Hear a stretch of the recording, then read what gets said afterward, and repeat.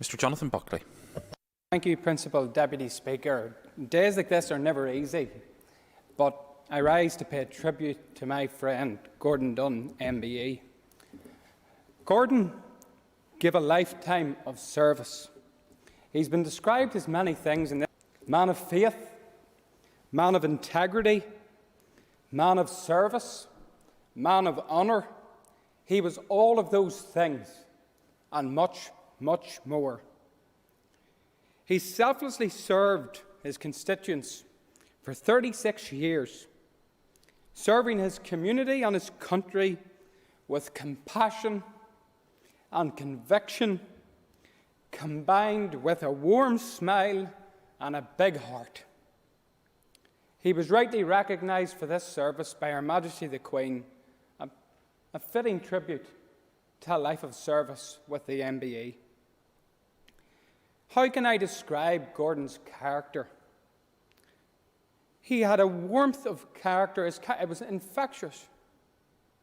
He had a smile that could light up a room and a laugh that instantly put people at ease, regardless of your background. Many people in this chamber can tell a story of Gordon Dunne, and he had some laugh in telling us the stories that he had, some very, very unusual stories with people of very different political persuasions. But he took great joy in that.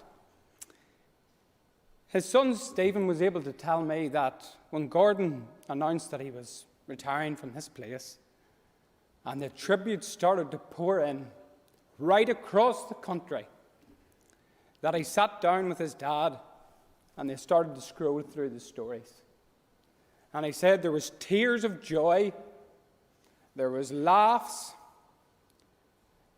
Stephen and the family have been incredibly touched by the many personal stories and tributes people have paid across this house and across the country for their dear father, Gordon. He had some fantastic hobbies and interests. Much has been mentioned here today, but how many of us got to know about Gordon's love for motorsport?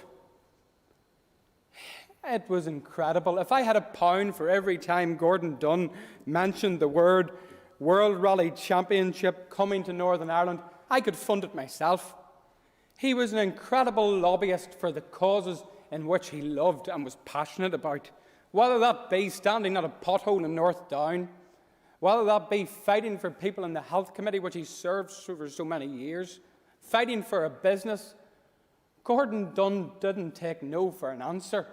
He kept going, and what a wonderful legacy that man leaves in this place. The stories have been incredible. Perhaps Gordon was the greatest example of how people in this country should treat one another. Differences of opinion, but never nothing personal. Gordon would always tell you how it was. Even if that meant uncomfortable conversations, Gordon had to tell you what he thought. But when he left that room, Gordon was always your friend. I'll never forget him for that. To his wife Gillian, children Andrew, Stephen and Amy, wider family circle, and his close group of friends, I say, farewell, Brother Dunne. This world's loss is heaven's gain. Thank you, Mr. Deputy Speaker.